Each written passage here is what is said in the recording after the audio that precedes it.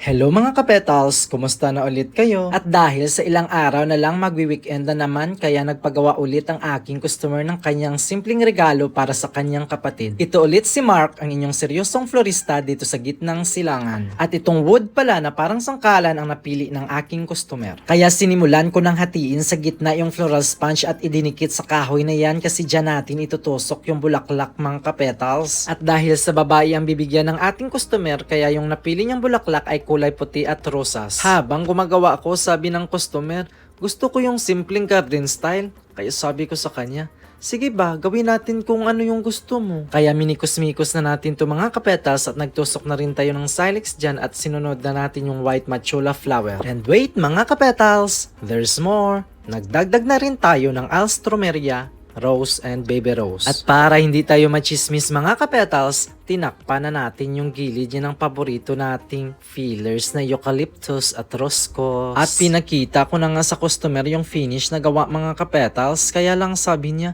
ayaw ko ng mix, gusto ko yung groupings. Kaya tinanggal natin ulit at sinunod ang gusto ng ating customer kasi minsan hindi mo talaga maiwasan na paiba-iba din ang isip ng ating customer mga kapetals. At nang makita na niya yung final looks, no, sabi niya, very nice. Kaya hanggang dito na lang, maraming salamat, bye-bye.